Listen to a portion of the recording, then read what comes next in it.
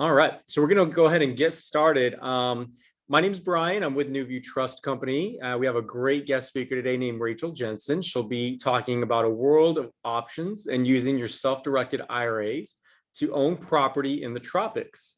So this is a really cool topic. A lot of people don't know that you can invest using your IRA in offshore property. So just a few things before we get started. NewView, we are non-fiduciary. We are not lawyers. We're not CPAs. We're not tax advisors. What we are is a third-party custodian. And our clients, they tell us what they want to invest in. We don't tell them what's a good or a bad investment. It's really up to them to do their own due diligence. A few other things about NewView and some background on NewView. NewView's been in business since 2003. We custody $1.5 billion in client assets, and we are simple to do business with. We are responsive. We actually get graded on our response time, and we like to be able to answer the phone with a live person. We don't like leaving our clients waiting on hold for too long. If you do get a voicemail and you leave a voicemail, we promise to get back to you within that same day. Our process times to open an account is within 24 hours of receiving a completed application in good order. And we process transactions. So that means making the purchase for your investment within 2 to 3 business days is our turnaround time. And that's our average in numbers, which are great. And that's what a lot of our clients enjoy about working with NewView. So once again, do your own due diligence before you make any investments. We are non-fiduciary. With that being said, I'd like to introduce Ms. Rachel Jensen. A few things about her. She joined the ECI Development and Teak Hardwoods team in 2012. She started as the organization's marketing intern at their admin offices in Managua, Nicaragua. I don't know if I said that correctly, but today, Ms. Jensen is the Vice President of Sales and Marketing for ECI Development. She is a regional development. It's a regional development company based in Latin America, Costa Rica, Belize, Panama, and Nicaragua. And Ms. Jensen became a resident of Panama in 2016. Today, she calls San Pedro, Belize, her home, and she thoroughly enjoys the Latin American lifestyle and is a strong believer in being global. She also sits on the board of Belize National Association of Realtors. So with that being said, I'm really excited to bring her on. Go ahead and take it away, Rachel. Awesome. Well, thank you so much, Brian, for that great introduction. I was just looking over here. I see a couple of folks that I recognize their names. We have Gordon and Carl and James. I saw you put that you're in from Valrico. So that was awesome. Thanks for continuing that trend over there. But thank you, everybody, for joining us for the presentation. Sorry, I'm jumping a little ahead over here, making sure the slides work. But all right, and they do. So once again, thanks, everybody, for joining us. I think it's really exciting as folks learn that they're able to use their self-directed IRA outside of the United States. NewView has done a tremendous job at helping our clients finding options and really helping them to facilitate that dream. And I think while many of you know that you cannot visit or necessarily vacation in your self-directed IRA investment properties, being able to own property in another country is really quite exciting. So depending on where it interests you, you may find that one location fits better for you than another when it comes to investing. And there are many, many different options out there. The world is a very big place, but if you're looking for an investment, typically an investment that's going to do well, typically you want to invest where it is people are going. Here are a handful of places that we're seeing people are already investing. Ambergris Key, Belize is where I call home. It's one of the countries we're going to focus on today. It's one of the most popular that we've seen in our 20 years of development, and certainly over the past 5 years. But there are a lot of different options out there, and understanding your options, understanding you can use your self-directed IRA in these countries makes it even more attractive. So as Brian mentioned, my name is Rachel Jensen, the Vice President of Sales and Marketing for ECI Development, sit on the board of the Belize National Association of Real Estate, but I'm originally from New York and made my way down to Latin America in 2012. Today, Belize is home, although I spend time in many of the countries within Latin America.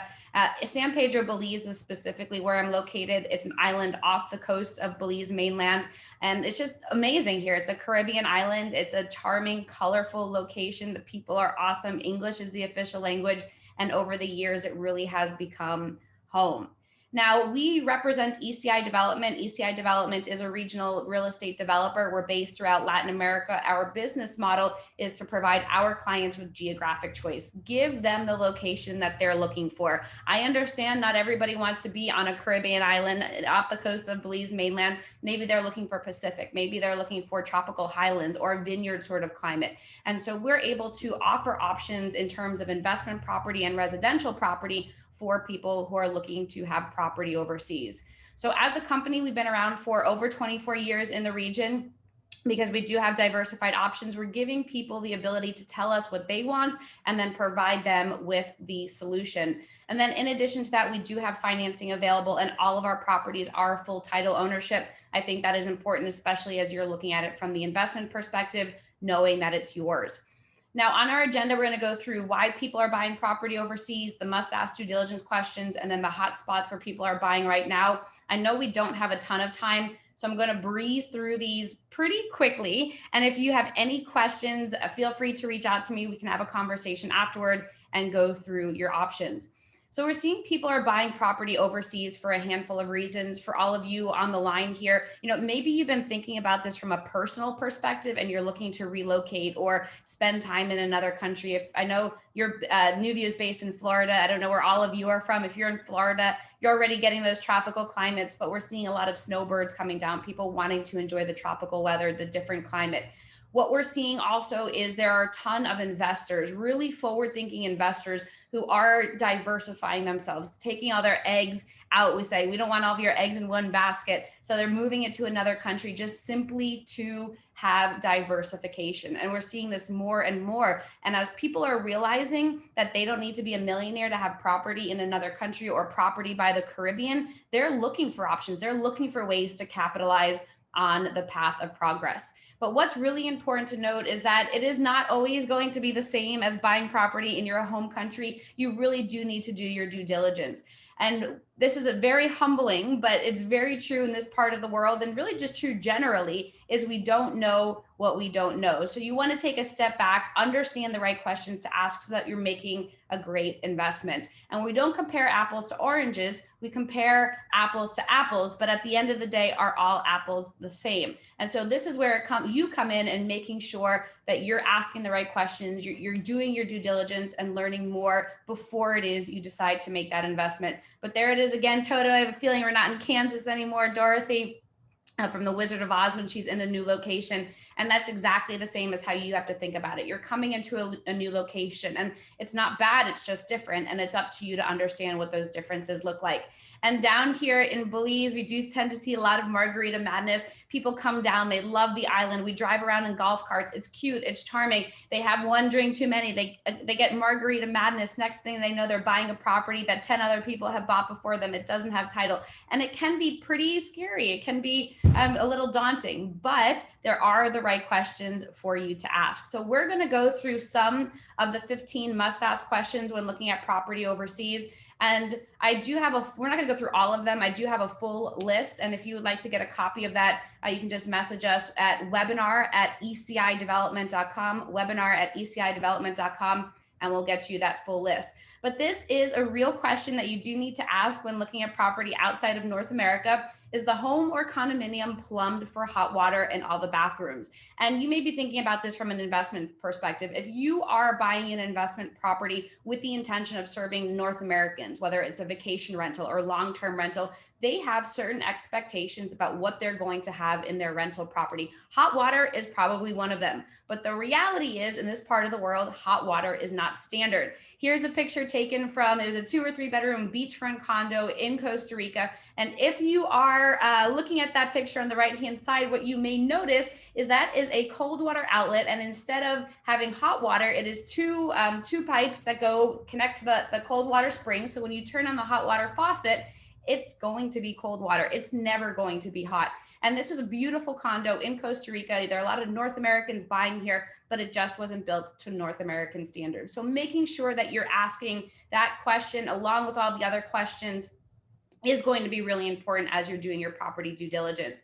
The next one here is the third point is know the developer. You really want to know who it is that you're working with. How long has the developer been around for? Have they survived difficult times before? Is this a hobby investment for them? We do see a lot of people coming down to this part of the world. They came on vacation once, they come back with this great grand intention of building a wonderful development because maybe they have real estate experience in the States, but then at the end of the day, they just don't know what they're doing. They don't have the connections in the countries. They've never built in this part of the world before. And so it just becomes a little bit more challenging. So really knowing who you're working with is key. Understanding who your neighbors are going to be is key as well. And then also, what is the developer promising you? Are they promising you a gated community? Are they promising you just land that's been surveyed? And from those of you who are thinking about this from the investment perspective, which I think is many of you because you're looking to use your self-directed IRA, if you just buy a tract of land in what ends up becoming a ghost town where there's no infrastructure, the developer doesn't put in roads or internet or cable or underground utilities,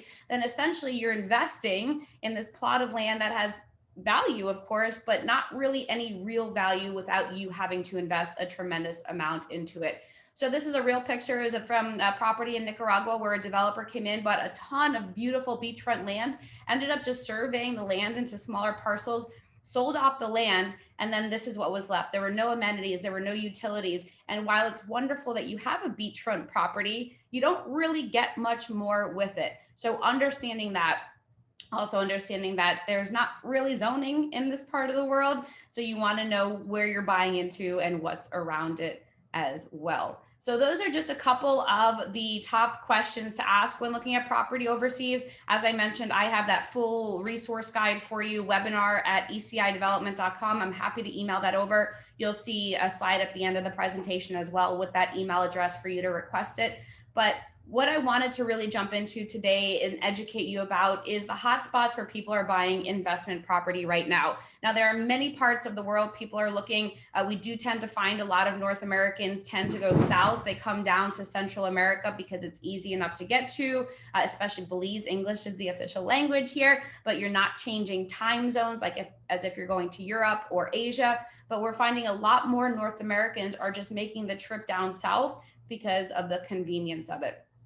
And when it comes to your investment and how it is you are thinking about investing, here is a real estate investment curve that I want to highlight to you. When you're looking at this curve, what you're looking at are countries that are in certain areas, depending on where they are at in the rental market industry. So at the top part of the curve there, you're looking at countries that are in a developed rental market, a mature rental market. They're countries that are more expensive to get into, like Pacifica, Costa Rica, for example. We probably all have been or know somebody who has been to Costa Rica. Now, Brian, you said this is somewhere that you wanted to go, but it's been around in the tourism market for 25, 30 years. It's a mature market here. So if you're looking for cash flow, you'll tend to invest in a place like Pacifica, Costa Rica, but understand it comes with a higher price tag.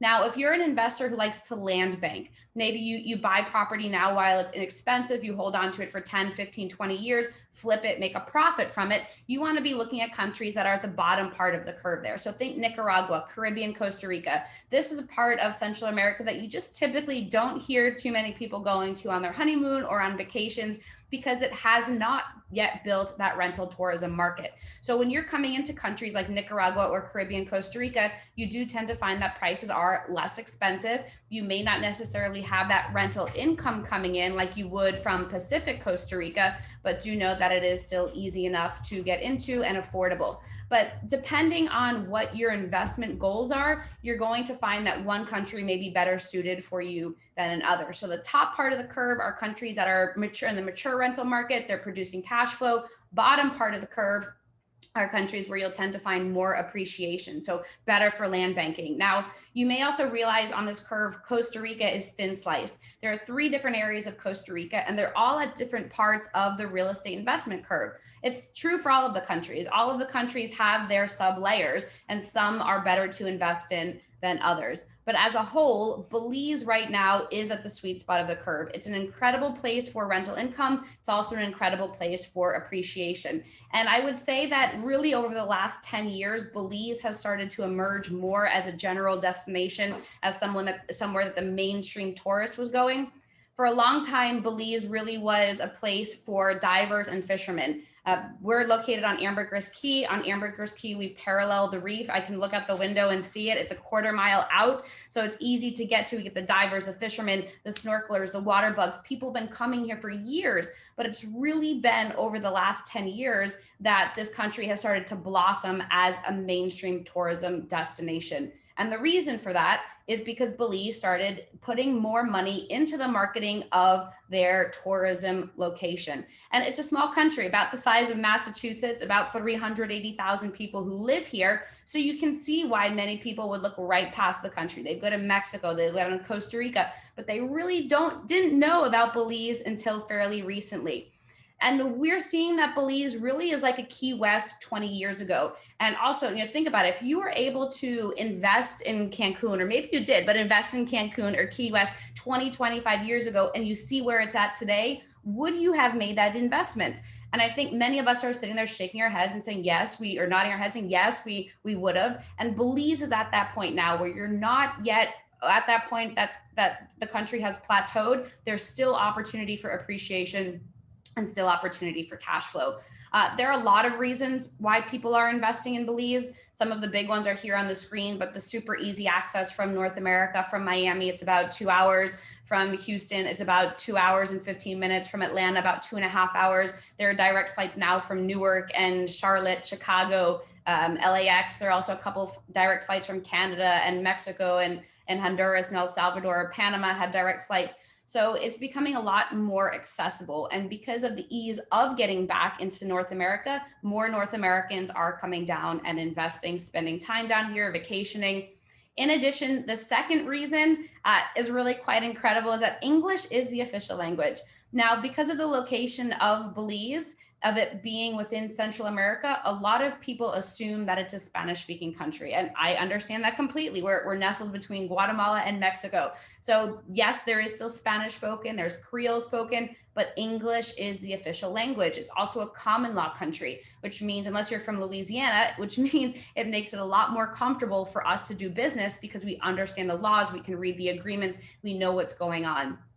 Now, from the investor perspective, what's really great for you to know is that tourism is continuing to increase. Yes, over the last year, we definitely saw minimal tourism, no tourism at one point, but it has started to rebound over the past month here. It has just been so incredibly busy. I'm so happy to see tourism coming back, more guests on the island.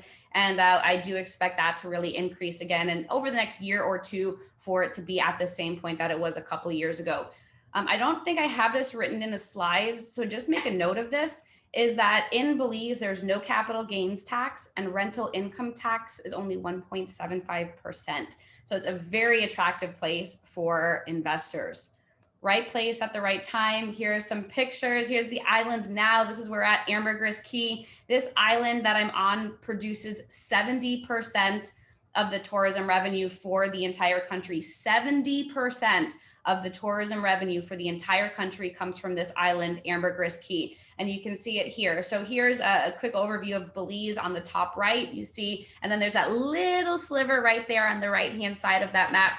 That's Ambergris Key. So when you think about it, this country, out of the tourism revenue that's produced, 70% comes from Ambergris Key. And I keep reiterating that because as an investor, you want to be going where it is the people are going. And it's very obvious that the people are coming to Ambergris Key for many reasons. The reef that we just mentioned. In addition, it's safe. It's not, people sometimes go to Punta Cana, they go to all-inclusive hotels, they sit in their hotel, they don't let them leave, and they tell you, don't walk that way down the beach or this way, it's dangerous. Here, the island is so incredibly safe. We drive our golf carts up and down. You're encouraged to check out the local restaurants, check out the different places on the island.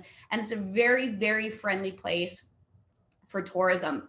But at the end of the day, when you are making your investment, here are three key factors that I would recommend you look at when you're examining a location. One is, what does the airlift look like? And is there increased airlift happening regularly? If there is increased airlift happening regularly, what that means is these airlines are seeing this destination as a popular place. They're seeing more people coming down. They want to serve the people who are coming down. Take a look at the tourism numbers. Are they increasing on a regular basis? Have they plateaued? Have they decreased? Obviously, take COVID, the last year out of it, but understand when you're doing your due diligence there. And then last but not least, what does the hotel brand situation look like? Are there already branded hotels in that location? Are branded hotels just starting to come? Have they not even discovered this place yet? This is something that I think is critical for you to look at, is what the branded hotel and even the airlift, because these companies, these organizations spend a lot of time, money, energy, resources on understanding what the market looks like. And if they're starting to come, if they're investing more air flights down, if they're investing in a branded hotel in this location, you can be sure it is a place that they believe in. So we're located on Ambergris Caye, where a majority of that tourism comes from. And we have multiple properties here in the country on the island. I'm going to talk about a couple of them, just give you a super quick overview. And then if you want more information, let us know and we can go through it. But everything is really centered around San Pedro. That's the primary town on the island. It's where you find the restaurants, the nightlife, the live music, the souvenir shops. The airport is right over here. So when you fly to the island, you're already in town and you're able to just run around. And it's just an incredible spot. And in real estate, we know location, location, location. So in the areas that we're in with the Marriott, the Best Western, you're able to walk to town, be there in 5 to 7 minutes, and it's really easy to get to. Right across the lagoon on West Ambergris, so still on Ambergris Caye, are our tiny home sites. I'm going to go through that quickly because we did sell out of this. We are taking names for a wait list, but with our tiny homes, it's an over-the-water, eco-friendly tiny home where people can own it to put in the rental market. You can live in it full time, but it really is geared towards the rental market. Test Village, tiny, eco-friendly, and smart homes. And like I mentioned, we are sold out at this point, but they were going for $169.9. And if anybody's interested in getting on the wait list, let me know and we can certainly add you to it. In addition, there's the Best Western property. And this is an incredible option for people who are looking to serve the rental market in a branded hotel and want entry pricing. And there's a huge market for a product like this on Ambergris Caye right now. What we've seen is there are a lot of developers who come in who want to develop the fancy schmancy beachfront luxury property. And don't get me wrong, we're doing that with our Marriott property, which you can see on the right part of the map there, just a couple of blocks away is the future Marriott property. But what has not been done well is product that can fit the mainstream tourist, the person who wants to spend $100 to $150 a night on a nice place, a nice, clean, branded hotel. They know exactly what they're getting, their amenities on site, and there's just not a good job of this being done on the island right now. So Grand Bayman was recently branded as a Best Western, and here we have opportunities available. At this point, we just sold out of our Galleon building, which is the G. We are taking pre-reservations for the Harbor building, which is the H. You can see that right over here with the gray box around it. At this point, Anchor, Captain, Dolphin Explorer are already up and operating, and the Fleet building under construction and sold out. Galleon starting construction in June, but sold out, and then Harbor. And I wanted to give you an example of what one of the condos would look like so that you can see the affordability of it. So a studio for about $90,000. When you include furniture, closing costs, it comes out to about $103,000. Let's round up to $104,000. Extremely affordable for a Caribbean property in a branded hotel. The value you get from a branded hotel to put heads on beds. That's the job of Marriott and Best Western. Their job is to put heads on beds. They have much more experience than the general mom and pop operator that we tend to find here and in many parts of the world. So that's really where a lot of that value comes in from when you're looking at properties. Here are some renderings from the upcoming Harbor building. And I apologize, I realize how small that is. I even have to get closer to my screen here, but if anybody wants to get a copy of the Proforma, I'm happy to send this your way. This is an example from that Windseeker, which is the studio, going for $89.9 plus the closing costs and furniture. But at the end of the day, after expenses are paid, we're projecting about a 9.5% return. If the industry standard case and then the conservative case, Sorry, guys, I got to get a little closer here. We're looking at about 6% return. So still quite good numbers, especially after all of your expenses are paid. Again, I apologize, this is small, but if you want a full copy of this, just reach out to webinar@ecidevelopment.com and I'd be happy to send this to you. But this is for the best Western property. It's a studio. It's a great option to serve the honeymooners, the couples, the singles who are coming down here, and generally the people who would rather put their money in the water, who'd rather put it towards fishing or diving or an activity like that. So even less, under $104,000 for that specific studio. Now, if you're somebody who wants to serve the luxury market, I don't have too many slides on that here, but reach out to us for information about the Marriott webinar@ecidevelopment.com. This building is pre-construction, breaking ground in June of this year with a 2-year build period. And we have anything from studios up to 3 bedrooms. Again, I don't really have many slides, but if you want to serve the luxury market and you want to have your condo be rented under Marriott, the largest hotel chain in the world, reach out to us and we can get those for you. Now, we always have adventurous investors on the line with us. And so I want to talk about Nicaragua. This is a country that is so overlooked by so many people, which means there is incredible value for those forward-thinking investors. I do full webinars about why Nicaragua, why each of these countries, but I just want to mention to you that it's one of the safest countries in the Americas. And a lot of people don't realize that. They have this misconception of what the country was from 30, 40 years ago. And I was even saying to Brian earlier, I personally like Nicaragua more than Costa Rica. It's less developed, it's more raw, it's more authentic. You have a lower cost of living generally, but you also tend to have really great opportunities there. And as you see there on the bottom left part of the screen, Nicaragua real estate prices are low because of the false belief of a lack of safety. And if you want to hear about Nicaragua, you want me to debunk some of those myths that you've heard, reach out for the recording of the webinar and we'd be happy to go through those with you. But within our Nicaragua property, it's called Grand Pacifica. We have multiple opportunities. We have multiple neighborhoods. I'm going to talk about a couple of them with you, but it's a large property, about 2,500 acres, 3.5 miles of beachfront. And what really makes this property unique compared to other properties in Nicaragua are 2 things. One is we're the closest beachfront community to the capital, Managua, 45 minutes on fully paved road. And the second is we have 2 of the best surf breaks in Latin America right in front of our property. So we continuously are getting renters coming in from Managua and also surfers who are coming down, especially those from California who like the warmer weather, the warmer water. And in addition to that, like waves that aren't just so unbelievably crowded like they're seeing in California. So our tiny home community is ideal for the rental market. At this point, we have 100 homes and about 88 of them are reserved. So we have 12 available for ownership. You can choose any of the lot, put any of the home on there, but this is great for the investment market. For that surfer, they can just walk right out to the beach, be in the waves. It's great for the retreat groups we get. We get a lot of yoga groups and wellness retreat groups who are coming down and spending time. Because Grand Pacifica is already established, I'm going to go back a slide. You see the different neighborhoods here. Ava is just a new community within Grand Pacifica. So you can see these beautiful tiny homes starting under $100,000. Again, really great for the rental market to be able to serve those people who are coming. There are 4 models in total. They start at about $95,000 plus the closing costs and furniture. But if anybody would like to get more information on this, do let me know and I'd be happy to send that over to you. This complex, this neighborhood is currently under construction.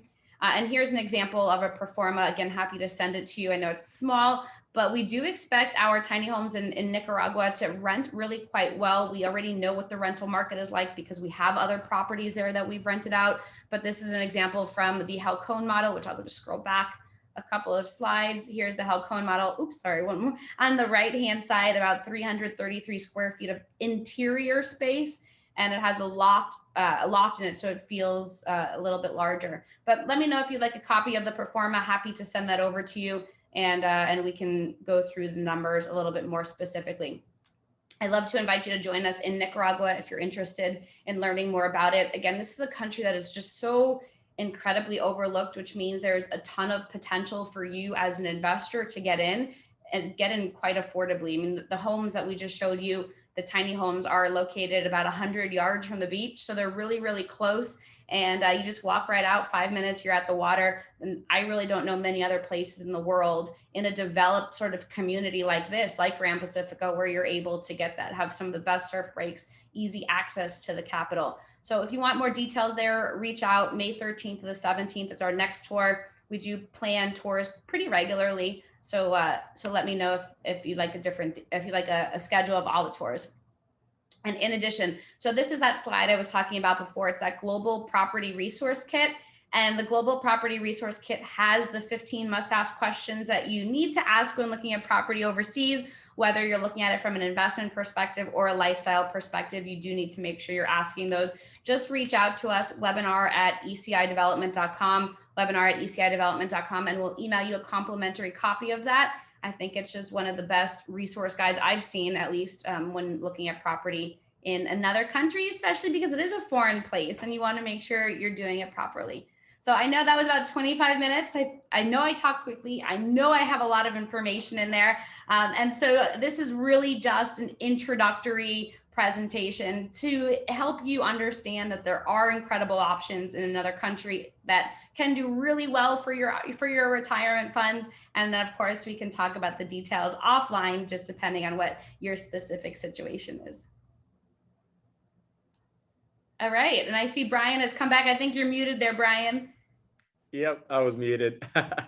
Rachel, that was amazing. And you did that all in 30 minutes. That was a lot of information, a lot of really beautiful pictures there of some unique sites and a variety of different types of property, turnkey, tiny homes. I mean, these are a lot of trends that we're starting to see in the US. And it seems like in these countries, they're already maximizing on these types of opportunities. It was really cool to see that. Yes, yeah, you know, it is really neat to see. And it's just neat also because a lot of people don't realize that they are able to use their self-directed IRAs in another country. And, we're really quite lucky as Americans. Canadians are not able to use their retirement plans overseas. And so when we have to break that bad news to them, like, oh, well, like, I wish I could, why can Americans do it and we can't? But it's just really a neat thing to be able to do and to know. So this is obviously a very high level, high overview of what's going on, but it's there's just a ton of opportunity out there to be able to serve the markets. Okay, that was very interesting. I have some questions here. Anybody that's listening, go ahead and type your questions in the Q&A section, and we'll go ahead and answer those with Rachel. If they're about self-directed IRAs, I'll take on those questions, but feel free to type those in there. So in Belize, is it required that you have an LLC in the US created or an LLC in Belize? So that's a great question. When you're using your self-directed IRA in Belize, you do need to have a company that is owned by the IRA, and that's how you'll hold title to it. Belize does not recognize the IRAs as legal entities in a sense to own the property, so that IRA does need to have an LLC. It doesn't matter where it's from. It could be a Nevis LLC. It could be a local Belize 250 company. It could be, any kind of company, but if it's not a Belize company, you do need to register it to do business in Belize. We have an in-house legal coordinator who takes care of all of that sort of back-end work for our clients. But in Belize, you do need to have that LLC if you're using your self-directed IRA. If you're not using your IRA, you can do it in your personal name. You can use it in the name of a trust. You can do it in, again, just a general LLC. That's up to you. But in Nicaragua, your custodian can be the outright owner of the property. So you don't need an LLC for the IRA if they're going to own it in Nicaragua. Okay, really cool. Let's see, the first question I have here, what is the currency in each country, Belize and Nicaragua? Yeah, great question. So in Belize, they use the Belize dollar. It's pegged to the US dollar 2-to-1. So 2 Belize dollars to 1 US dollar. They do accept US dollars regularly. So if you're coming down on vacation, or even if you're purchasing real estate, you're able to use US dollars. We do tend to find that most real estate transactions that occur are in US dollars. So you're able to use that. You don't have to worry about doing the transaction in the local currency. In Nicaragua, they use the Cordoba. And I think I didn't check right before, but when I looked last, it was about 30 Cordobas to the US dollar, but you're able to do your business in US dollars. I know for us, at least as developers, we give our investors the option if they want their rental income in Cordobas or in US dollars. And if they want to inquire with us, we just help them open up a local bank account in order to get that. But it's up to you. Are any of these properties able to be Airbnb'd? Great question. Yes, some of them are, not all of them. The branded hotels, you're not allowed to put in Airbnb. If you do want to rent it out, those do go into the branded hotel rental program. And think about it, when you are renting a Marriott room, for example, you don't go to Airbnb and see someone's personal condo in there. It's a way to just make sure that all the standards are maintained and it goes into the general rental system for Marriott or Best Western. For our Ava homes, the tiny homes in Nicaragua, you are able to use Airbnb, except, I'm just going to give you a very blunt reality is that a lot of people, I think, are jaded by Airbnb and how well it works, because typically they live close to their Airbnb rental. And so they're able to take care of it regularly. If you're not living close, like if you're not here in Belize, if you're not in Nicaragua, I wouldn't recommend Airbnb. I'd recommend using the in-house rental management company, because there's somebody there on site who's taking care of your guests, who's taking care of your home, who's making sure it's maintained and cleaned properly afterwards. And if the guest gets locked out, they're able to get them back in, because that does happen. So, we do encourage you to promote your property that's not branded through Airbnb. You can then send that reservation to our in-house rental management company. You'll get referral credit for it. But please don't try to do it from being remote. I've just heard seen way too many horror stories from people who tried to do that. But yes, that's a really great question, Brian. Is there any non-recourse or financing options available for IRA investors? Yes, so we do work with a bank here in Belize. It's called Key Bank, CAYE. They do work with folks who are using their self-directed IRA. And we do have up to 80% financing, 80% financing. So do bear that in mind. There are two levels. You can do 50% financing or 80% financing. Just depends on what your situation looks like. And that's true also if you're not using your IRA, if you're using personal funds or you're investing through a company, you're able to get financing with the bank. So similar to the United States, it's 20% down for an investment property, correct? It is, but I also want to, I'm glad we're debunking some myths here. So, I think in the States, we're also a little spoiled with how great financing rates are right now. When you as a foreigner are coming to these countries and getting financing, typically interest rates, okay, and everybody just bear with me here, typically interest rates are anywhere between 10 to 14%. And there's typically a balloon at the 5th or 10th year of that loan. So, we've been lucky enough where we've been able to negotiate that interest rate down to 4.9 to 6.9%, just depending on the term. Typically, it's amortized over 30 years, and there tends to be a 5-year balloon. So what that means for you as an investor are a couple of things. One is if it is truly an investment property, take that income that's coming in and apply it towards the principal, so you have less of a balloon at the end of that 5th year. Or you can always refinance with the bank at the end of the 5th year. I just can't guarantee what those rates are going to be. Those are set by the bank.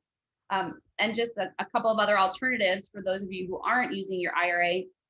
What we have seen is people are able to get a line of credit from their bank in the States or their bank at home, or they're able to get a second mortgage against their home, or just a mortgage generally if they've paid off their home. Take that lump sum and then apply it towards their property in this part of the world, so you don't have to try to deal with the financing rates here in this part of the world. It's just more expensive. Leveraging is more expensive in this part of the world as a foreigner. So and that's true not just with our properties or within the countries we work in, but just true generally if you're a foreigner getting financing on a property in another country. Yeah, that makes sense. What has changed in Nicaragua that makes it considered a safer country now? Sure. So, gosh, I can answer that for about an hour, but I'm going to give you the quick tidbits here. So, Elizabeth, we'll send you the Nicaragua 101 where we jump into that a little bit more. But in the 70s and 80s, there was the IRA and Contra, which a lot of people remember. There was a lot of violence in the country, and it just was considered a dangerous place. Over the years, that also subdued, and the country is a lot more capitalist now. There's just been a tremendous amount of improvements into the infrastructure, into the general quality of life for the people there. It's created an economy for itself, rum and cigars and sugarcane. There's a huge agricultural industry there. And so as that all improved, we just saw the general safety of the country improved with that. And the quality of life there, it truly is incredible. Crime tends to be localized anywhere in the world, and regardless of where you are, there is going to be crime. But in Nicaragua, there's minimal crime that happens, even though that may surprise a lot of people. But again, I'm happy to send you that Nicaragua 101. So it's just a great quality of life. It's affordable, it's safe. And so just from those general overviews, it's been a place where people are flocking to, or wanting to go to, relocate to, or vacation to, because they're seeing the opportunities there. All right, I have some great questions here. Are the prices that presented, are they in US dollars? Yes, they are all in US dollars, and that's a great question, Elizabeth. And what's the process if you wanted to sell your property in 5 to 10 years? Let us know. We're happy to help you with it. We can do a resale for you or introduce you to local real estate agents who can sell it for you, but totally up to you and how it is that you want to do it, but know that we can help you. Okay. If you're using a self-directed IRA, can the investor stay on the property? No, unfortunately, no. So I think many of you know that if you use your self-directed IRA to invest in a property, it cannot be self-serving. So you can't vacation there. You can't send you could actually, but you have to pay for it. You have to pay the average daily rate or whatnot, but you cannot use it as a free property or vacation property for you to go to. Yeah, I'll go ahead and elaborate a little bit on that. Yeah, so it's actually prohibited in the States and any other property because it's supposed to be a passive investment. It's got to remain at arm's length. But it would be cool if you guys had a program where, these self-directed IRA investors can stay in each other's properties. That might be a good solution to the problem. But no, you're not supposed to stay on the property because that would be prohibited. Now, there are family members that are not disqualified parties, like brothers, sisters, aunts, uncles, cousins, nieces, nephews. Those family members are okay to rent that property from your IRA, as long as they're paying the same price that you would rent to anyone else. All right, next question. What is the average cost of living in both countries versus the US? Oh gosh, Steve, that can be answered many different ways. It depends on your lifestyle. I lived in Belize on an island, so cost of living is more expensive than if we lived on the mainland. But still, I would say my cost of living here is about a half of what it was when I was living in the States. So, it just depends. You can live very locally and you could probably cut that down to 1/4 of what you'd be paying in the States, or you could live like a tourist and have it be the same cost of living.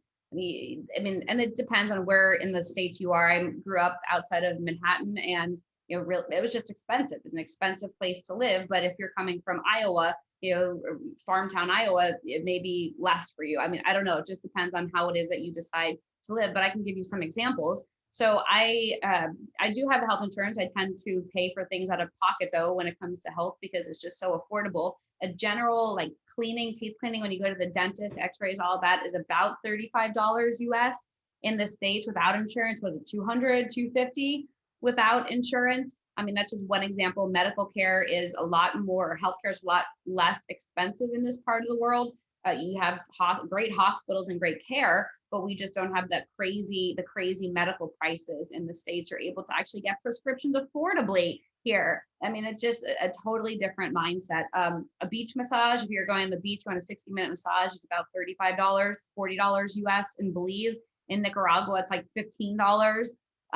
General like produce, for example, we get organic pineapples here on the island for $2.50 US. I don't even know what they're at in the States at this point. I think like last time I was at Whole Foods, it was $6.99 or something, but it just depends. And then, if you want to go, like I said, live like a tourist and go and spend $75 on dinner every night, you can do that. If you want to, we drive golf carts. So if you want to soup up your golf cart, you can spend like 20 grand US on a golf cart if you want. So, or you can buy one for $3,000 US. So it really just depends on what your life and what you want your lifestyle to look like. And I just want to go back for a second, Brian. I saw Cindy had another question here about the rental occupancy and capacity.